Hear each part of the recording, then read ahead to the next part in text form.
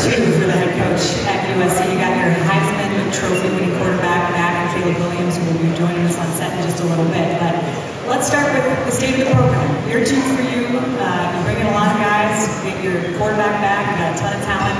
How are you feeling going into year 2? Yeah, year 2 certainly feels much different than year 1 in a lot of ways. It's been great to, I think, for all of us to get really settled in and acclimated to USC, to Los Angeles.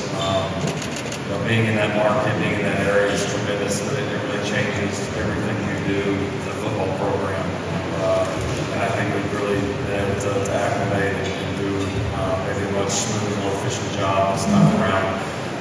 Yeah, obviously, really excited for the year. We feel like we learned a lot in year 1 about what we are. We took some tremendous steps, but also had some very obvious holes to fill, some improvements to be made. And we feel like we've progressively addressed a lot of those areas. And you saw the difference, certainly, I think, even in spring ball, just the competitive depth in our program. And that has been, we knew that was going to be a little bit of a journey, right? You can, this day and age, and it's been talked about a lot, you can build rosters faster than you could before, but you still can't do everything in 1 year. Like it can't happen. You can make dramatic changes, but not everything. And so we were proud of what we did in year 1, but certainly very focused on what we felt like year 2 could be.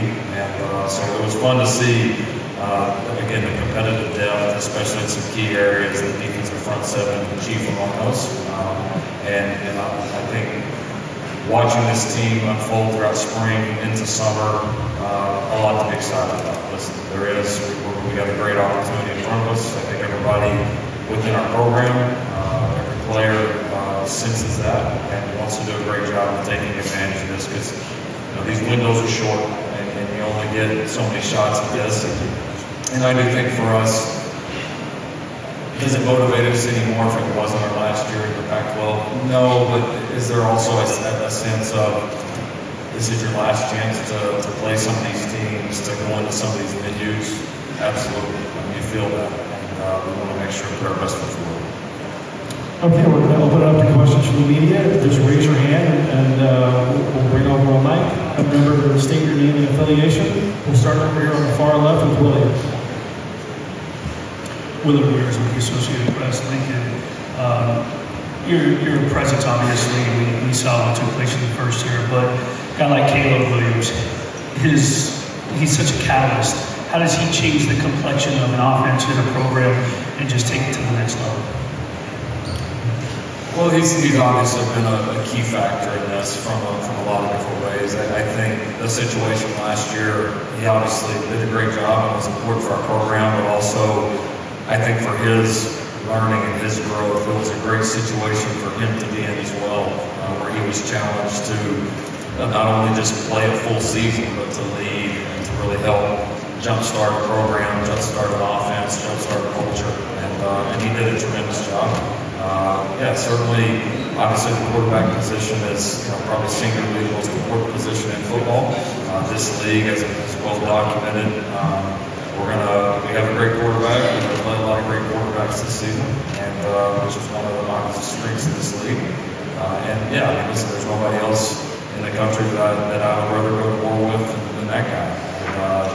And his toughness, his ability to lead, his ability, despite any of the good things that have happened for him or his teams, his ability to continue to want to climb and to get better, and the hunger to do that is very apparent on a day-to-day basis. So, great quarterbacks at the end of the day get defined by their team success, their championships, and I know he's very hungry to go close out this year with. Our next question is in the back row. Will Decker, LA Football Network. Bear, Dorian, Mason, among a slew of other transfers, have come to USC. What makes them as people fit in with the USC program and what you guys got going on with the Trojans? Well, similar to year 1, when we brought in so many different people, we really stuck to our guns and really believed in you want to lay out the opportunities at a place like SC. You want to lay out the situation and how does it fit. But we wanted guys that were really dying to be a part of this program and sense the opportunity that was there. And if we haven't had that feeling about anybody, we've separated and we've moved the other direction. Because I think coaching or playing at USC is one of the great responsibilities in our sport. I mean, the program is so important to the support, to the sport, to the success of football on the West Coast in general, and has such a great history that I think we should all see it like that, right? Like we're not owed the opportunity to do what we do at a place like USC. It's an honor to do it at that place. It's a great responsibility, and we want a team full of players and a staff room full of people to see it that way. The guys you mentioned are like that, and then add in the obvious, I think the obvious potential impact on our defense and attacking the areas that we need to with proven players that have done it at a high level is very, very important. So all those guys were just a great fit. It made sense from day one, and they've been great within our locker room and our team up to this point.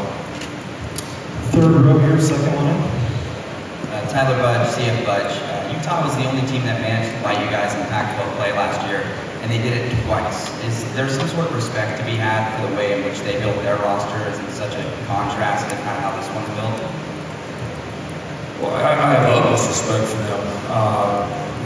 You're talking about two different schools, two different situations, two different eras, two different sets of rules. I mean, I think we'd be wasting our time honestly comparing it. They've done a tremendous job over a long period of time building that roster. And it's taken on the personality of coach, and they know what they want to be, and they're really good at it, and I have a ton of respect for them. Us coming into USC year one, a different school, again, a different total situation, we attacked it a different way. And I think your job as a coach is to take the situation you have, take the rules that are in the game, and then go build the best rosters and the best programs that you possibly can by any means necessary within the framework of those rules. Like that's our job. And they've done a great job of it. I think we've done a great job of it too. We had two tremendous games with them last year, and obviously they've got we expect to be a very strong team, and looking forward to having them visit LA this fall. Thank you. Same row, let's see over. Hey, Coach Connor Morrissette, USCFootball.com. You've coached teams that have made the college football playoff before. What similarities do you see with this year's USC team compared to those teams that you've had success with in the past?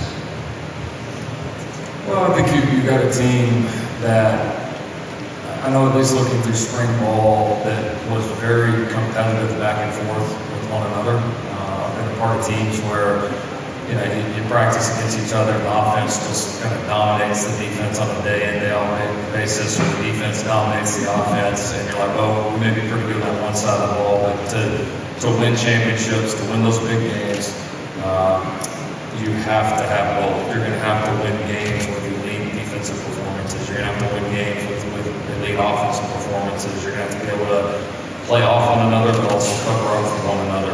Because every week, every matchup, every situation is very, very different. And so I like what I've seen out of our team. I think the other part is you got to have a team that believes you can do it, that knows you can do it.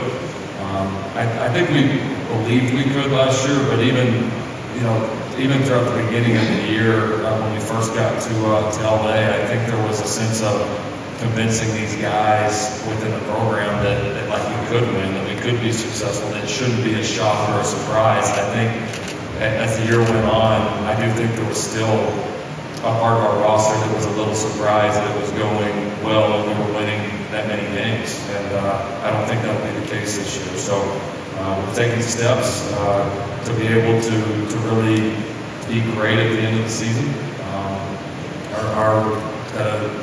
The thing we've said within our walls, the day the Pac-12 championship game ended through now, we'll continue to, is it's really not about the end for us, it's the longer it goes, the better we get. And that is really taking that mentality, and that's how you take that next step to go from putting yourselves in the situations we did last year to being able to capitalize on those. And that's the obvious step that we have to take as a program. In the back right, Justin?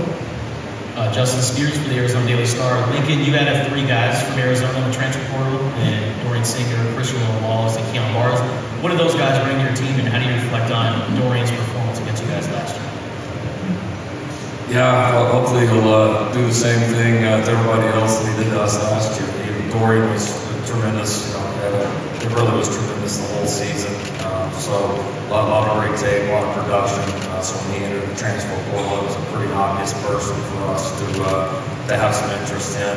And was really impressed by both Keon and Christian in our game, and then just watching different common opponents throughout the years. And both of those guys, with losing Kai Blackman in the secondary, and as we said, wanting to really overhaul the defensive front seven, made a lot of sense. They've got game experience in this league. They're guys that are all 3 physically in a great place. They've done a great job developing through their careers, and I think continued to develop as they've been on our campus. And listen, at the end of the day, once they went in the portal, we were able to have conversations. The key characteristic of all 3, and this is similar to the answer to the previous question, once they got in the portal and knew they were leaving, those guys all really, really wanted to be at USC. This was not like deal where you feel like you're just, going out of your way to convince these guys. Like I think they sensed the opportunity that was there, and they wanted to be a part of it, and there was not a lot of back and forth, which is always, I think, a very healthy sign. Staying in the back right. Eric Lambert, the second Cobb City Observer. Coach, you completely transformed the program in 1 year. I'm curious, what motivates you as a leader in helping you be so successful in crafting a new culture? Well, we transformed it. It's never one person. I appreciate you saying that. Yeah, I mean, listen, coming to USC, the decision for all of us, whether myself, the assistant coaches, the staff members that came, the players that stayed, the new players that came in, I think we all had to recognize it for the opportunity that it was. And some people can look at a program like that and say, well, it's been down a few years and they only won this many games a year before. And some people see negative things and some people see opportunity. And we saw, all of us saw opportunity. And I think there was a common belief that the combination of the people we have and the program and set up at SC could do something really, really special. And there's no story in life or in sports any better than a comeback and a rise. And to get a chance to be a part of that, to embrace that, and it reinvigorates you. It's exciting. And like I said, not only do we get a chance to do it, but we get a chance to do it at one of the most important programs in our sport. And I think we all recognize that for what it is. We all appreciate it, and I think it motivates every single one of us to continue to climb.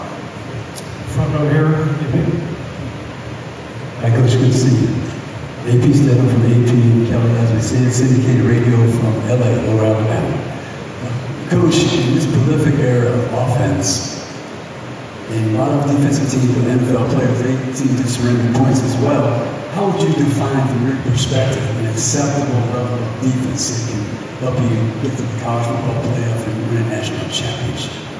Yeah, listen, I mean, it's a great question. That question is going to continue to evolve because football continues to evolve. You're going to have periods in the game where defenses are dominant and scoring and yards and all that go down. You're going to have times where they climb. So I think it's always going to evolve. I think for any side of the ball, being able to rise to a championship level in key situations, I think having a consistency within your performance and then being able on a week-to-week basis to have a strong impact on winning football is what it's about. I mean, I was sitting in the hotel room last night and replaying the semifinal game with Georgia and Ohio State. You got the national champion giving up, whatever it was, 41 points or whatever it was in the semifinal game. Like you're going to have some of those ebbs and flows, right? Are you going to hold every single team to 10 points this day and age? Maybe not right now. but are you impacting winning? Are you making that consistent impact on a week-to-week basis? And I think that's what tells the story. And so I think the key factor, what we're all certainly seeing, and not that this is any big surprise, is you have to have groups that are capable of rising on any given week and making those plays to win the game. And that you never know exactly how that's going to play out, right? It's games, change so many different ways. There's so many different factors, weather, matchups, injuries, officiating, I mean, you name it. And the best teams, I think, have groups on all sides of the ball that are able to persevere and really show up in the big moments. I've got 3 more. We'll start with Mark here in the 4th row. Hey, Coach. Last year, when you came in, there was a lot of difference in the program. And after the season, you talked about how you had like 600 pages on your iPad of notes that you had to go over. What does that number reduce down to in year 2? Sorry, say that again. When you took over the team last year, you mentioned you have like 600 pages on your iPad of stuff that just had to be fixed. Going into year 2, how many pages has that been reduced down to? Probably like 598, something like that. Yeah, no, I joke. It's certainly, it's different, right? The challenge is still there. It's just the challenges change, right? The mark moves a little bit. There's, you're not having to decide right now, like, who goes in what office. You're not having to decide, some of those things that maybe are only year 1 things, but you're also, the program's at a little bit different point now, and you're like at a different point of the climb. It's still a climb, right? There's still challenges. They're just new and different challenges. And so it's been fun. I mean, I think I would really point to the continuity of our staff. I think being able to have so many of those guys back and together, and even though some of us have coached together in previous spots, having that whole group together, being able to carry so many of those people forward at the same school with a lot of the same players, gives you some real advantages. I mean, listen, that part has been tremendous. And then also returning a lot of the leaders within the team that have an idea of what the expectations are, what the standard is, and being able to carry that over to anybody new that comes into the program. Certainly, I'm not saying it's easier, it's just different right now, right? We're not focused on the beginning stages of the climb, we're focused on getting to the mountaintop, and so that's a challenge within our walls. 2 more, starting here with Dennis in the front row. Dennis Freeman, News for Us Online. Coach, what's your take on NIL, and do you believe congressional input is needed in order to solve this issue in college athletics?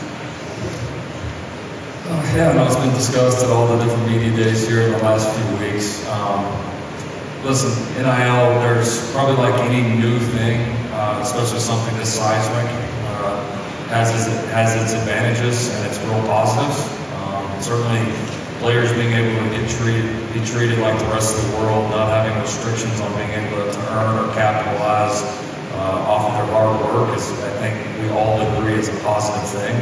I think is there still regret, maybe even disappointment? I think fair to say disappointment over how it was just kind of thrown together and implemented. Yes. How do you fix that? Is it congressional involvement? Is it NCAA reform? I don't know that I have that answer. I don't know that I do. I don't know that anybody does at this point. We're learning more about it as it goes, right? In the beginning of NIL, it was a lot more just propaganda. A lot more that came out about NIL was false than was true. And I think now we're seeing the market, if you will, starting to settle. I think we're all getting an idea of what it really is and what it really is not. And I think as we all understand that more, I think the path forward to maybe regulating it and making it a little bit more organized, I think that'll become more apparent as we learn more. But you got to figure out what it really is before you know what the solution is. And it's going to take some time, and I think people are going to have to be patient. And the last one for Coach Riley here on the far right in the 3rd booth. Coach Kevin Turner, Sun Devil Radio Network and USC parent. And my question is this, and I know I probably speak for some of my colleagues in here, is there, from a historical perspective, is there some sense of melancholy, like you guys are leaving this great conference, going to a new frontier in the Big Ten, and do you feel a sense of, perhaps a sense of loss as you enter into your final season here in the Pac-12? Yeah, sure we do. I haven't been in this conference very long, but when I made the decision to come coach at USC, it was to come coach here. And in a short time, I've been able to make and create great relationships, within this conference, whether it's the other coaches, the other schools, the administrators here, getting to play at the different venues. So yeah, sure there is. I mean, I think that's part of it. Is there excitement to go into the Big Ten? Absolutely there is. Right? This is not a battle between good and evil, right? It's not that there's one right answer, right? Pac-12 is a tremendous conference, and I think it's set up for a tremendous year. And obviously we're excited to be a part of it this year, and hopefully our last year goes really, really well. And then, yeah, I'd be lying to you if I said we weren't very excited about the future and what that brings. So, yeah, I think there's certainly, I think, yeah, melancholy, that the way you describe it is a little bit, yes, but I think more it's, motivation to make it count. And that's certainly our mindset right now. All right, well, it all starts week 0. We'll be here before we know it on the Pac-12 Network. San Jose State coach. Best of luck this season, and thanks for your time. We look forward to talking to you better. Sounds great. Thank you. We are back. Caleb Williams, Mason Cobb, representing USC Zouk Nightclub. Fellas, welcome to Media Day. Main stage. We'll start here. We'll open up to the crowd for questions. Mason, we'll start with you. Jeremy, Caleb, first time you've been at the Pac-12 Media Days. How's this experience been for you, and then your experience at USC since you've gotten there as one of the newcomers as well? Man, it's been good, First time flying quite a bit. Coming in, the turbulence was crazy. Stuff was driving. Man, the transition you will see, I love it up there. The weather's amazing. Everything I was looking for. Leaving my previous schools, they answer it. So taking care of my body, nutrition is important. I just really enjoy my time. You two played against each other?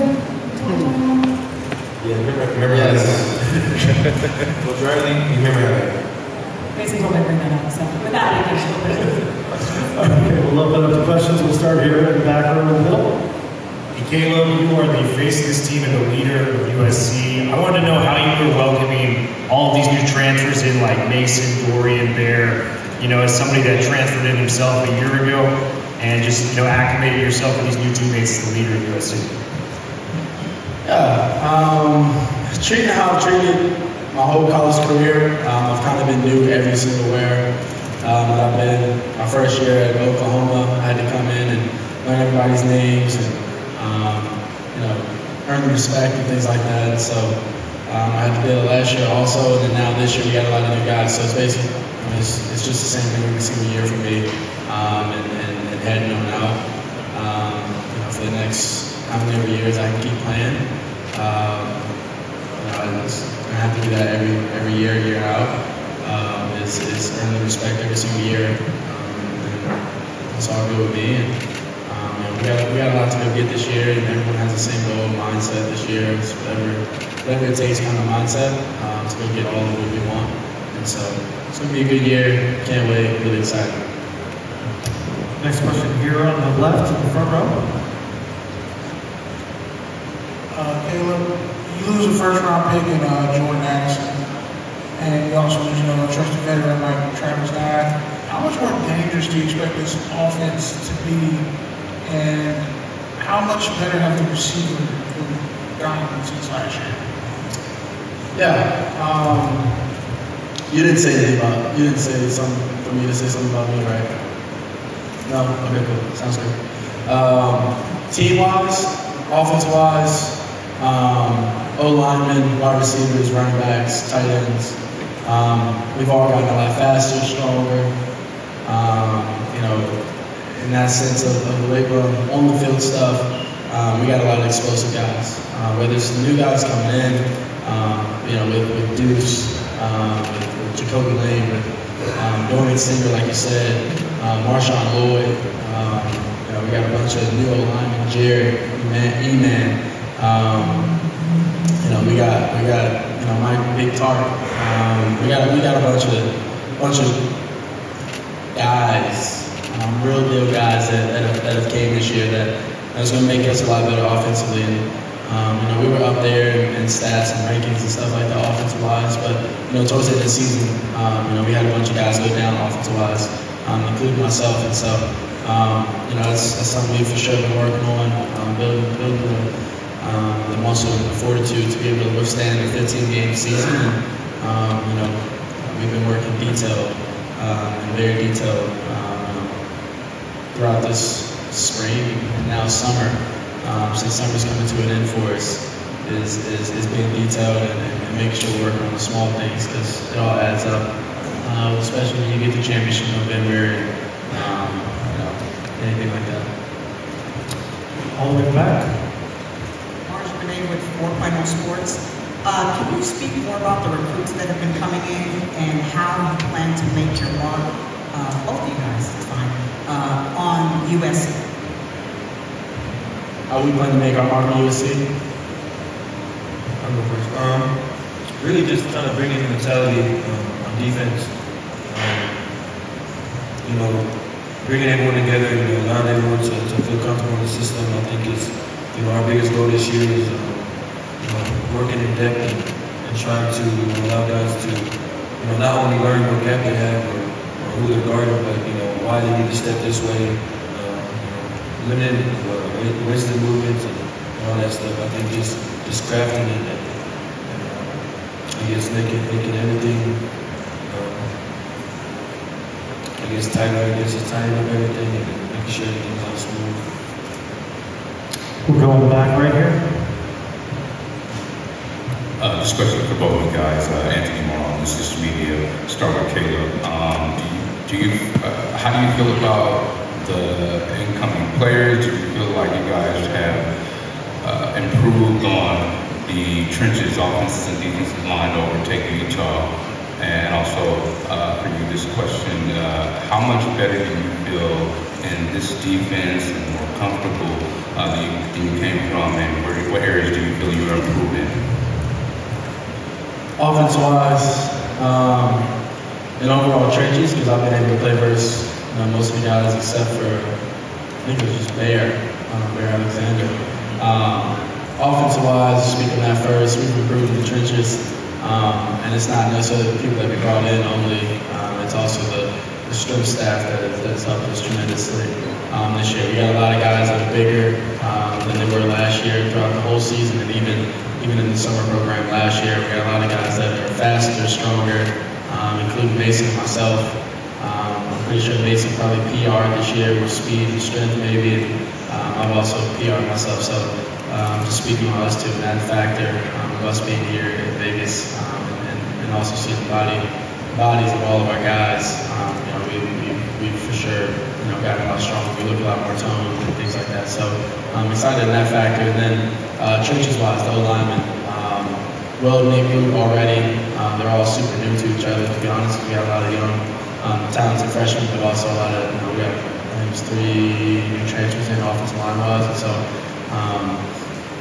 we only have a couple guys that have been here. So they're a tight-knit group. They've all been hanging out. We've been hanging out. And we just try to build a bond and trust of each other. Because when we get out there, we need all of it. To go beat a team like Utah, to go beat a team like Oregon, things like that. Teams you play against at the end of the season. So that's what it comes down to. The trust, bond, being detailed, and also just having a brotherhood, tight-knit group. Right here in the back middle, probably the last one. Hey guys, question for both of you. Jordan Watkins with Pac-12.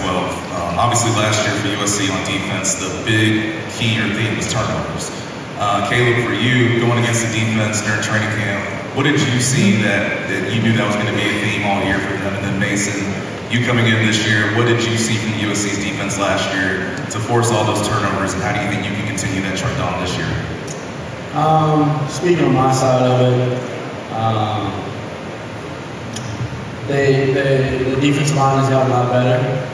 Whether it's technique or guys we brought in, guys want to make the play, guys understanding that they're what they're doing and how they're supposed to do it. The D line's getting back there. They're getting back there faster. They're a lot stronger. Whatever the case may be. So it forces myself to progress in my reads faster. It's been making me better as a player. And also them just trying to throw different things at me and when we go against each other. And so it's been good. It's been fun. It's been challenging, and that's what you want, especially from that side of the ball. And I'm going to jump in real quick. A reminder that both of these gentlemen will be available for more questions in the breakout room, but I'm running a tight ship and we're going to keep it going. Stanford is up next. You guys are picked to win the conference. Best of luck, and we'll see you in 5 weeks for the season opener. Sounds good. Thank you.